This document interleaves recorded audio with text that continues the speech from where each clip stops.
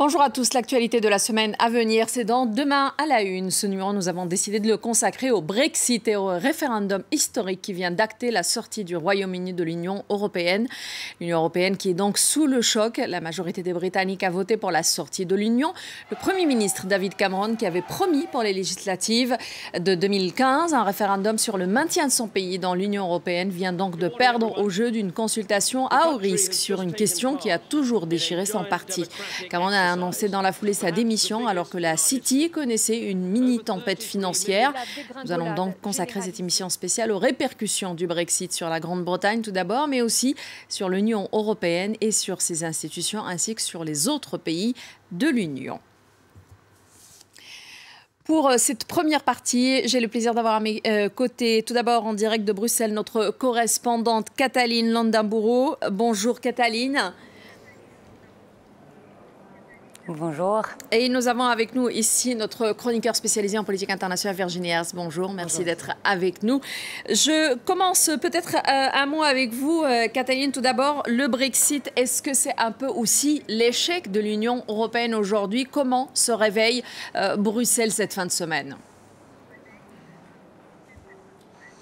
Bruxelles se réveille avec une très sérieuse gueule de bois, comme vous pouvez l'imaginer. Et je crois que oui, bien sûr, c'est l'échec de l'Union européenne. Et je dirais que ce n'est pas seulement lié au Brexit. Les crises multiples se sont succédées ces dernières années. Et il y avait de multiples occasions de se réformer. Mais jamais les dirigeants, que ce soit à Bruxelles ou dans les différentes capitales européennes, n'ont saisi ces occasions de se réformer. Je pense en particulier à la crise des réfugiés. Il y a eu ces images insoutenables qui ont bouleversé l'opinion publique, notamment ces enfants échoués sur le sable de ces plages de la Grèce ou de l'Italie. Il y avait là vraiment l'occasion d'agir, de montrer que l'Europe pouvait offrir une véritable plus-value à des problèmes qui ne connaissaient pas de frontières. Eh bien, personne n'a réellement réagi. Alors, les pays de l'Est, on l'a vu, ils ont freiné les cas de fer, mais en Allemagne, par exemple, Angela Merkel a d'abord réagi et elle a bénéficié d'un réel capital de sympathie auprès de l'opinion publique européenne. Et puis, poussée par ces forces conservatrices, elle a décidé de ne pas continuer. Même chose pour la France qui silence radio dans le pays des droits de l'homme, qui n'a pas saisi cette occasion. Alors, quand on parle du Brexit, c'est en fait un problème institutionnel. Comment est-ce que l'Europe pourrait profiter de ce problème institutionnel pour se réformer alors qu'elle n'a pas utilisé un véritable drame humain pour essayer de se réformer? Oui, Virginie, un mot là-dessus peut-être. Oui, absolument. En fait, beaucoup de voix s'élèvent pour dire qu'il faut transformer ce choc en choc salutaire, en sursaut, en rebond. La question est de savoir comment. Il faut écouter quand même le message ou certains des messages que nous ont fait passer les électeurs britanniques, à savoir, par exemple, ils pointaient du doigt. Alors, évidemment, le centre de la campagne a été sur l'immigration et la peur des réfugiés, de l'étranger. Mais il y avait aussi un autre aspect qui était le déficit démocratique. Beaucoup d'électeurs britanniques, en tout cas dans le camp pro-Brexit, disaient « nous voulons être dirigés par des lois votées par des élus et non pas qui arrivent de Bruxelles, d'une institution. Oui, les Britanniques tiennent beaucoup à leur souveraineté. C'est un peu ce qu'on a senti depuis le début, depuis la communauté économique européenne, quand ils l'avaient rejointe en 1973. Alors absolument, à leur souveraineté, mais là c'est vraiment un lien aussi démocratique, à un sens de la démocratie. Il y a un mot qui est revenu beaucoup dans cette campagne, c'est le mot accountable. Accountable, ça veut dire être responsable. Ils veulent avoir des dirigeants politiques responsables. Et donc, ceux qui ont voté aussi pour le Brexit estiment qu'à Bruxelles, notamment, il n'y a pas de personnalité politique responsable puisque ça ne dépend pas du vote. Et donc, certaines voix s'élèvent pour dire il faut peut-être prendre ça comme point de départ. Alors, c'est un thème qui revient souvent, le déficit démocratique, mettre peut-être le Parlement, renforcer les pouvoirs du Parlement européen. Mais en tout cas, par exemple, je pense notamment à Hubert Védrine, qui a été ministre des Affaires étrangères, a lancé une tribune, a dit c'est peut-être le moment où il va falloir faire pause et réfléchir très sérieusement à quelle est notre vision du vivre ensemble, quelle est la volonté de vivre ensemble, dans quelle direction allons-nous. À la limite, on peut peut-être se séparer ou peut-être ceux qui veulent se séparer, qu'ils se séparent, mais réfléchissons, arrêtons de continuer à faire comme si on allait pouvoir continuer de la même manière. Alors, c'est un coup de fouet, tout le monde se dit, est-ce que c'est le moment de réformer aussi l'Union européenne? Mais Cataline, aujourd'hui, la réalité, c'est que même si aujourd'hui, ce vote ne veut pas dire que l'Union, que la Grande-Bretagne sort demain. Hein. Il y a un processus, il y a un temps qui va être pour la négociation, etc. Mais surtout, la Grande-Bretagne est un grand allié, aussi bien diplomatique, c'est un poids dans l'Union européenne, diplomatique, militaire, etc. Et tout ça est remis en cause aujourd'hui. Pour Bruxelles, l'Union européenne donne l'image d'une famille désunie, d'une famille complètement affaiblie. Je dirais que sur le plan extérieur, cette Union européenne ne fait plus rêver puisqu'elle n'est plus capable de générer un projet commun, puisqu'elle n'est plus capable de parler d'une seule voix. Et puis sur le plan interne, Bruxelles, les institutions ici ont été incapables de freiner la contagion des mouvements eurosceptiques en général, que ce soit dans les pays fondateurs comme l'Allemagne où l'AfD ne cesse de gagner du terrain, le Front National en France, le mouvement de Geert Wilders qui surfe tout le temps sur cette vague populiste, et puis les pays de l'Est où des gouvernements ouvertement hostiles à la construction européenne sont aujourd'hui en place.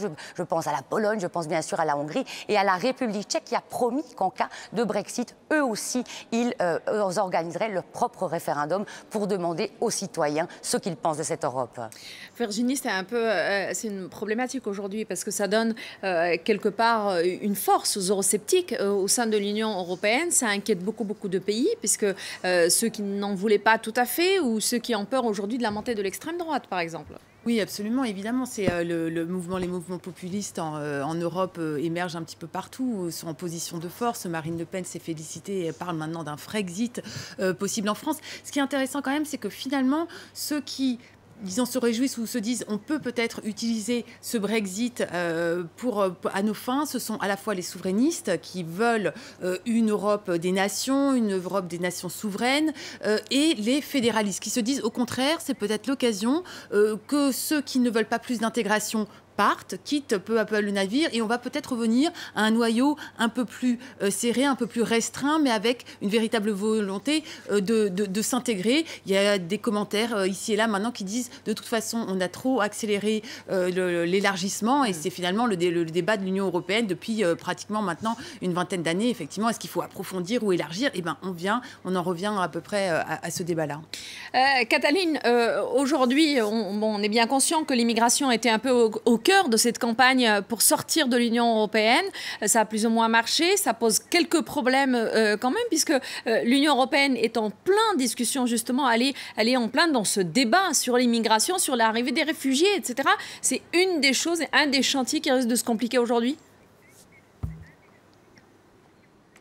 C'est un chantier qui a toujours été compliqué. Est-ce que vous avez vu la moindre piste de solution qui a été offerte par les 28 à l'époque sur la question de l'immigration? Là-dessus, là où il y avait, comme je vous le disais tout à l'heure, la possibilité d'offrir aux citoyens, de démontrer aux citoyens que l'Europe pouvait offrir une vraie plus-value sur un problème qui ne connaissait pas de frontières, personne n'a été capable de réagir, d'offrir un vrai projet politique, une vision politique. Et je dirais que c'est ça fondamentalement qui manque ici à Bruxelles. C'est qu'on a l'impression qu'on est gouverné par des technocrates qui ne s'intéressent qu'à la courbure des bananes, qu'au calibre des oranges, mais que personne n'est véritablement capable de porter un projet politique, comme l'a fait à l'époque Jacques Delors, qui était aidé par Mitterrand, par Helmut Kohl. Ils ont quand même lancé des projets qui ont des répercussions sur l'Europe d'aujourd'hui, sur des générations entières. Je pense à l'Union économique et monétaire. Et avant ça, il y a eu le marché unique. Aujourd'hui, on a l'impression d'être dans le court-termisme total. Si on veut faire rêver les Européens, il faut fédérer. Et comment on fédère? Autour d'un projet de longue haleine,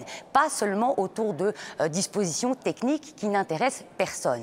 Alors, c'est ça, Virginie? Alors, projet fédérateur, François Hollande a lancé quelques pistes. Il a dit qu'il fallait se concentrer sur l'essentiel, je le cite, relancer l'investissement pour la croissance, pour l'emploi, l'harmonisation fiscale, renforcer la zone euro. Mais il a aussi abordé, en premier point, il a dit qu'il fallait surtout aussi se concentrer sur la sécurité et la défense de notre continent, je le cite, pour protéger nos frontières et préserver la paix face aux menaces. Alors, défense, sécurité, c'est peut-être une des pistes qui va être évoquée comme projet fédérateur. Le problème, c'est que oui, c'est peut-être quelque chose qui peut parler aux citoyens, c'est quelque chose qui peut peut-être mobiliser, mais concrètement, ça va être relativement quand même difficile à mettre en œuvre. Il faut rappeler quand même que pour le moment, en matière de défense, l'Europe n'a pas réussi véritablement à faire ses preuves. Ce sont surtout le Royaume-Uni, justement, et la France qui étaient peut-être moteurs dans ce domaine. Il y a eu un traité été d'ailleurs bilatérale entre les deux pays en 2010.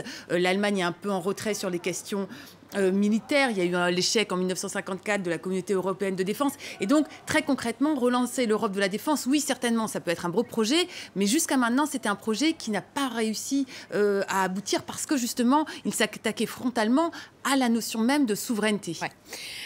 Pour finir, Katalin, donc personne ne s'y attendait vraiment, même si on a eu quand même quelques signes, mais ça a été quand même le choc ce matin, la sortie de la Grande-Bretagne. Est-ce qu'il y a un risque d'émiettement de cette Union européenne? Est-ce que ça va commencer un petit peu à partir dans tous les sens, vous pensez?